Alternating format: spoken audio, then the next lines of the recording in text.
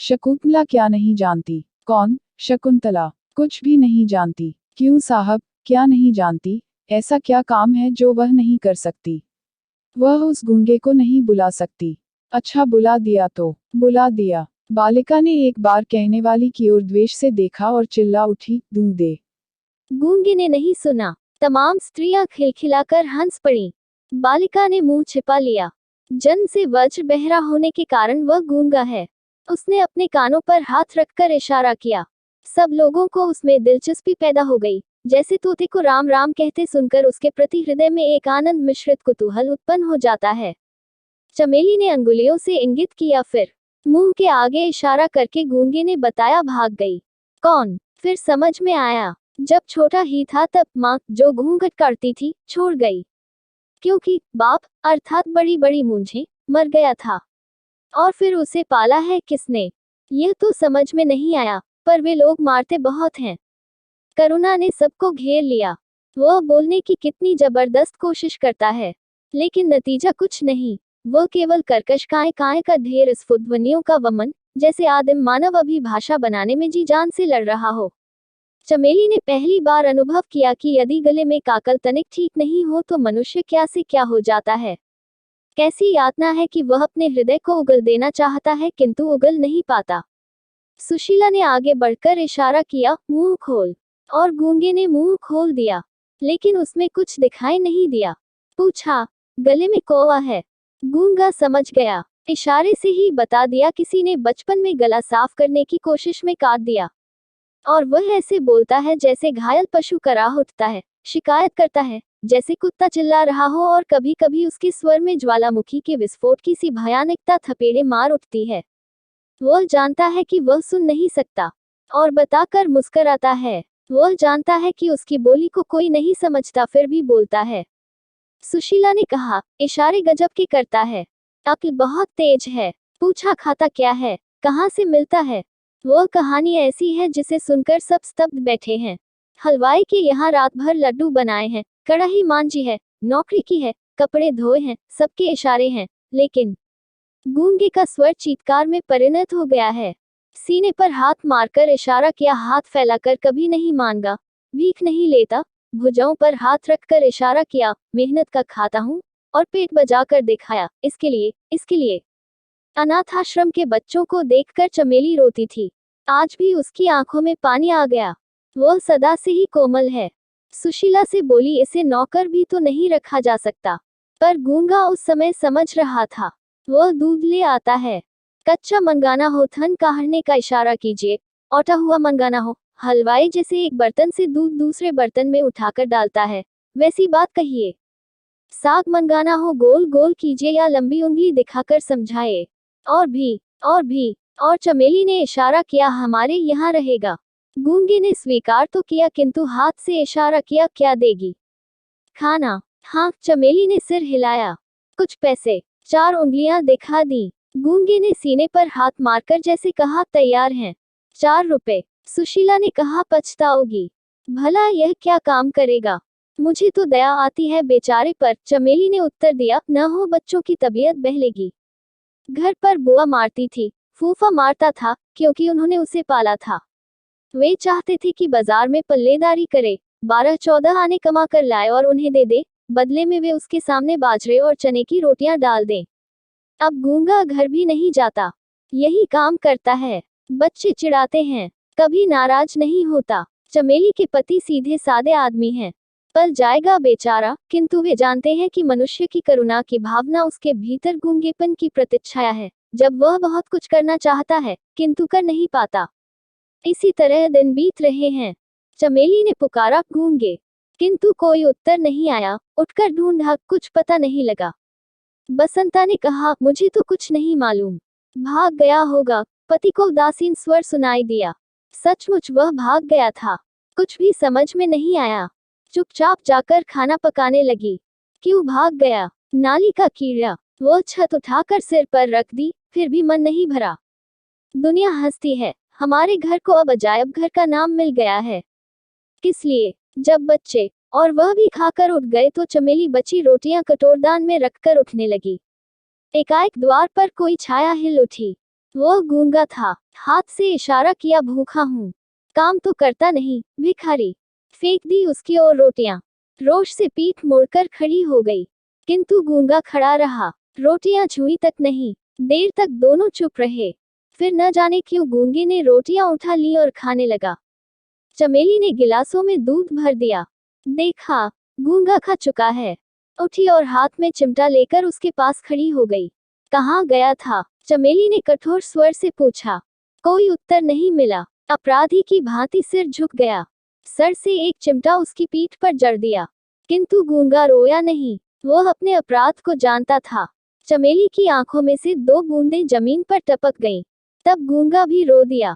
और फिर यह भी होने लगा कि गूंगा जब चाहे भाग जाता, फिर लौट आता। उसे जगह जगह नौकरी करके भाग जाने की आदत पड़ गई थी। और चमेली सोचती कि उसने उस दिन भीख ली थी या ममता की ठोकर को निस्संकोच स्वीकार कर लिया था। बसंता ने कसकर गूंगे को चपत जड़ दी। गूंगे का हाथ और न जाने क्यों अपने आप रुक गया। उसकी आंखों में पानी भर आया और वह रोने लगा।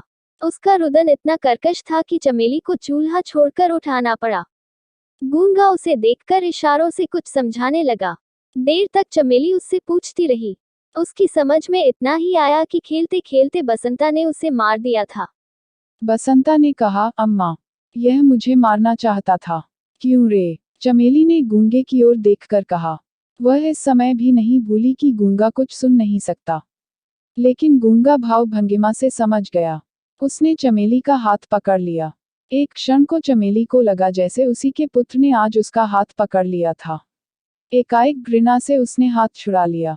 पुत्र के प्रति मंगल कामना ने उसे ऐसा करने को मजबूर कर दिया। कहीं उसका भी बेटा गूंगा होता, वह भी ऐसे ही दुख उठाता। वह कुछ भी नहीं सोच सकी। एक बार फिर गूंगे के प्रति हृदय में ममता भर आई।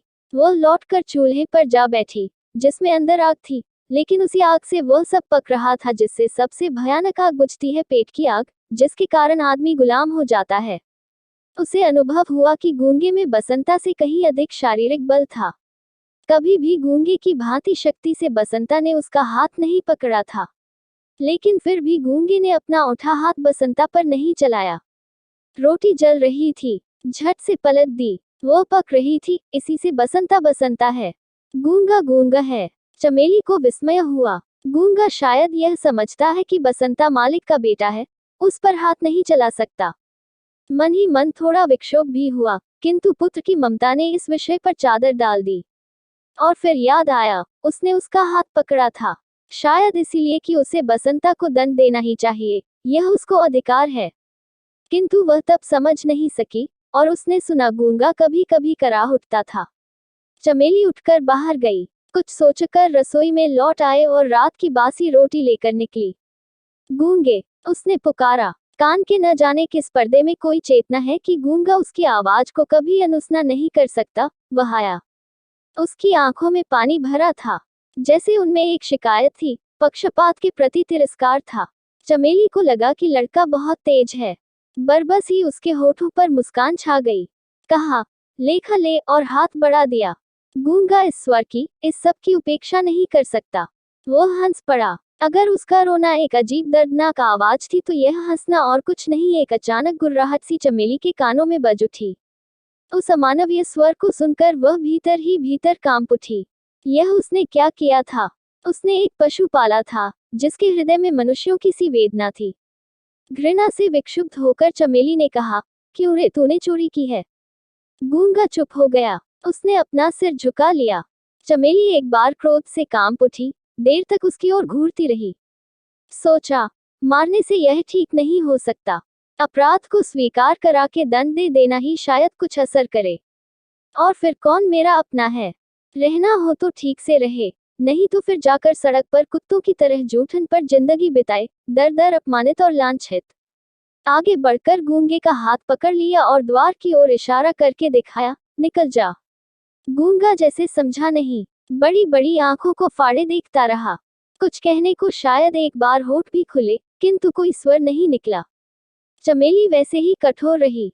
अब के मुंह से भी साथ साथ, जाओ, निकल जाओ। ढंग से काम नहीं करना है तो तुम्हारा यहाँ कोई काम नहीं। नौकर की तरह रहना है, रहो, नहीं बाहर जाओ। यहाँ तुम्हारे नखरे कोई नहीं उठा सकता, किसी को भी इतनी फुर्सत नहीं है, समझे। और फिर चमेली आवेश में आकर चिल्ला उठी, मक्कार, बदमाश।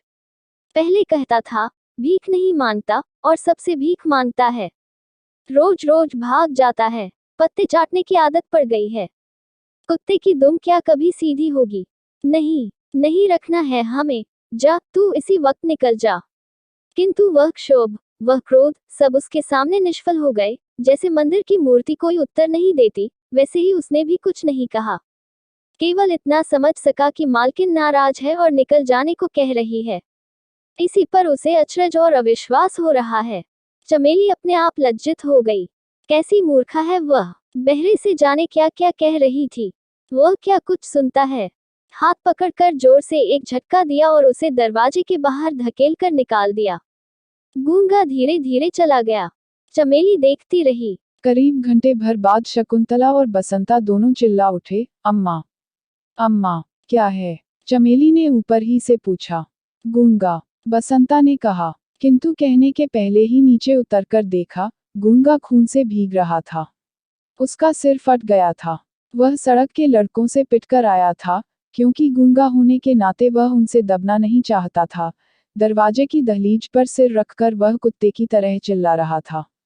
और चमेली चुपचाप देखती रही कि इस मूक अवसाद में युगों का हाहाकार भरकर गूंज रहा है। और गूंगे अनेक अनेक हो, संसार में भिन्न भिन्न रूपों में छा गए हैं, जो कहना चाहते हैं पर कह नहीं पाते, जिनके हृदय की प्रतिहिंसा न्याय और अन्याय को परख कर भी अत्याचार को चुनौती नहीं दे सकती, क्योंकि बोलने के लिए स्वर होकर भी स्वर में अर्थ नहीं है, क्योंकि वे असमर्थ हैं। और चमेली सोचती है, आज दिन ऐसा कौन है जो गूंगा नहीं है? किसका हृदय समाज, राष्ट्र, धर्म और व्यक्ति के प्रति विद्वेष से, घृणा से नहीं छटपटाता, किंतु फिर भी कृत्रिम सुख की छलना अपने जालों में उसे नहीं फांस देती, क्योंकि वह स्नेह चाहता है, समानता चाहता है।